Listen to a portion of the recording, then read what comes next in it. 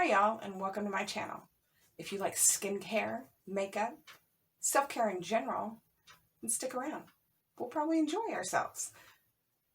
But I am an adult, and as such I have opinions, I'm honest, and occasionally I may speak a naughty word, so if you're going to find that offensive, you probably shouldn't stay. Anywho, today I would like to discuss exfoliants. Now, for the most part, I love chemical exfoliation, and I won't go into the brands that I use right now, but let's just say that glycolic acid and we don't get along so well, so I tend to stick to BHAs. And I'm a fan of chemical exfoliation. I find it easy, I don't find it irritating, and I just enjoy the process, and I think it works well for me. But occasionally, I really like to do a little physical exfoliation, which brings me to what I'm going to be talking about today, and one product in particular. Back during Pride Month, I ordered a little trial size, little bag from Youth to the People that included their Super Green Cleaner, their Yerba Mate Resurfacing Mask, and their Dream night cream. I forget the exact name. I don't have it here, so forgive me. And so what I'm going to be discussing today is the Youth to the People Yerba Mate Resurfacing Energy Facial. And I got the little bitty size right here. Little bitty. Yeah, that is what came. And I was kind of excited. Yeah, I was kind of excited. You know, I'm not real big into physical exfoliation because back in my day, it was St. Ives Apricot Scrub. We're not even going to talk about it. Anyway, so I was excited to try this little guy. I'm going to go ahead and open the top and let you look at, I don't know if you're going to be able to see the color that well, but let me see if I can get it there. Yeah. It's kind of grayish, yellowish, and it is thick, and it is quite scratchy. Now, it is so scratchy that while I was in the shower, it was so scratchy, I got it on my face, and I was like, this is not, the minute I put it on, this is not a good idea. I knew it. I should have stopped then. I thought, no, Melissa, just go ahead. Let's put it on your face. Let's try and get this done. I was almost in tears trying to get this off my face. What I can tell you is what this product reminds me of. And I don't know how many of you have ever worked on cars, been around mechanics, but there is a soap with pumice in it called Lava, and I have it right here. Cha-ching! Now, if I took this Lava soap and I put it in my food processor and I ground it down, then added a little water to kind of make it a thick paste, it would be the exact consistency of this Youth to the People Resurfacing Facial. I honestly don't know who's able to use this on their face. I mean, I know that I have sensitive skin. I know that I have reactive skin. But the only thing that I can use this on, and it works great, is removing dead skin off of the heels of my feet. Are you serious? I mean, kudos to those of you who have skin thick enough that can use this.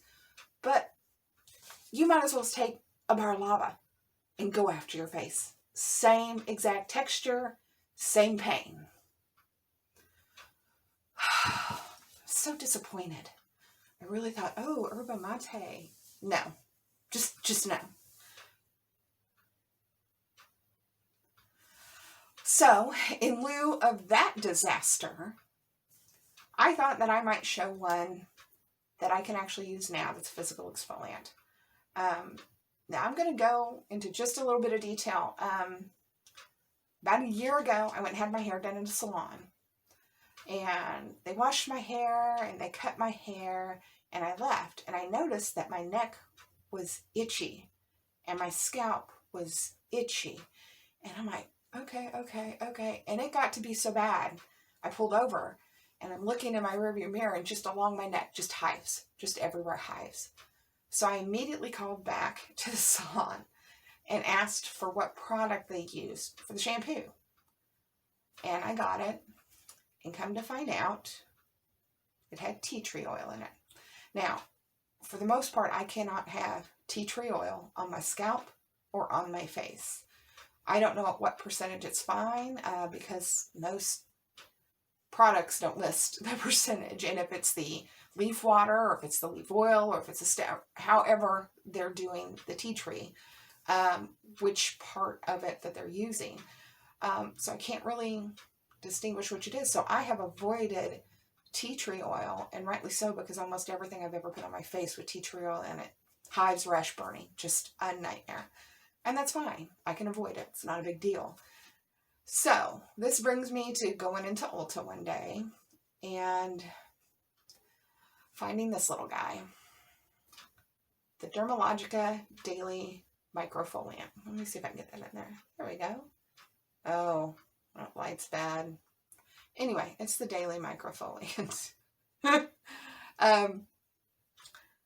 I was worried because it does have tea tree oil in it. I was really quite frightened that it was going to kill me, but even though this was pricey, it was $15 for this little guy.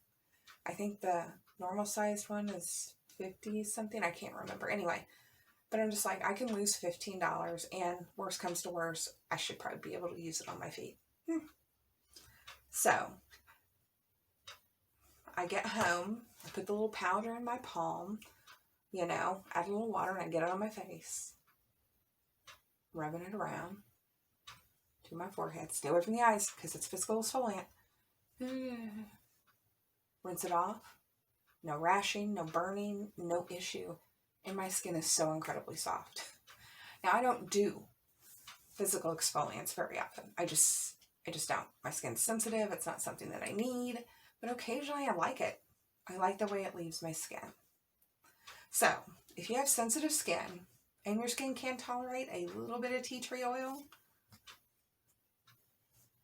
this is a fantastic product. It really is. And this one, this little guy, I think this is the travel size. It's like $15. I've had it for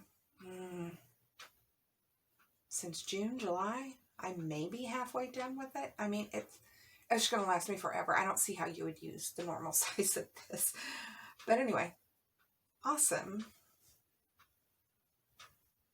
Nightmare.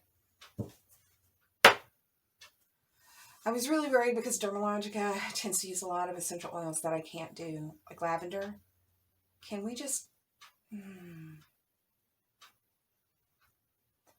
Anyway, that is my suggestion if you're looking for a physical exfoliant that is in this form, a powder. You add water to, wash it in your hands, foam it up, put it on your face. I highly recommend it. It works really well for me. If it doesn't work for you, I mean, that's the way skincare is. Everyone is so different. Everyone's skin, even one person that has dry skin to another person that has dry skin, and one person has oily skin. Like me, most of this, even though with the lights, it kind of all looks a little dewy. All of this on my face, for the most part, dry. This nose is just an oil factory. Just, I mean, at my age, why? But, you know, count your blessings where you get them. Okay, so if you like what you saw today, hit the little like button and subscribe to my channel to get new content. What I have stuck in my craw today, speaking of essential oils. Lavender essential oil. Now, I've made my own soap for years because I have such a reaction to commercially made soaps, laundry detergents, the fragrance or colorants, and we don't know which yet, but break me out in hives. I have to take a rescue inhaler with me going down if I go to a department store, because the perfume, it can actually trigger an asthma attack. So I have to be really careful with stuff like this. And I've worked with lavender essential oil, making my own soap. Now, that lavender soap was not for me, it was for someone else, and that does not bother me. I have had lavender scented air freshener thingamajubes, and for the most part, that's never really bothered me. But there are so many products that I would like to try, and y'all put lavender oil in them. Can you just stop? I mean, for the love of everything good in the universe, can you just stop putting lavender essential oil in everything that's natural or green or clean? Because some of us can't put that on our face. It's just as easy. You know, I'm not going to say that, because there may be something with lavender essential oil that affects the formulation that I don't understand, because I'm not a chemical formulator. But just, I mean, there are companies that, like Dermalogica, so much of their stuff has lavender oil in it. Derma E, so much lavender. There are a lot of these natural or organic, clean brands that the ingredient list looks decent, and I'd like to try it. And what's there? Lavender oil. So, could you at least make a couple of products that don't have it in it? Because I'd really kind of like to try some of that stuff, and it's very frustrating because so many have it in it. But anyway, that's kind of what was stuck in my craw today. Lavender oil. Just in everything. Fabric softeners, air fresheners, detergents, soap.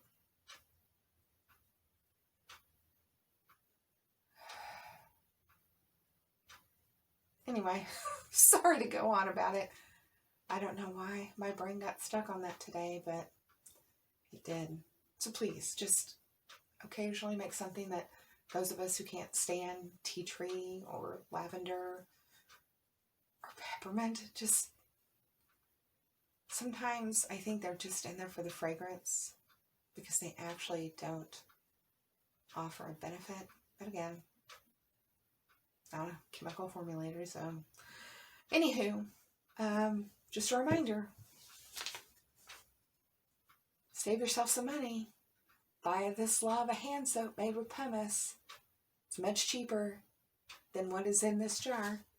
From youth to the people. Where are you? Dear Lord. The Yerba Mate Resurfacing Facial. Same thing. Just take the bar of soap on your face. Will have the exact same effect. Anywho, thanks for watching, and I'll see you later.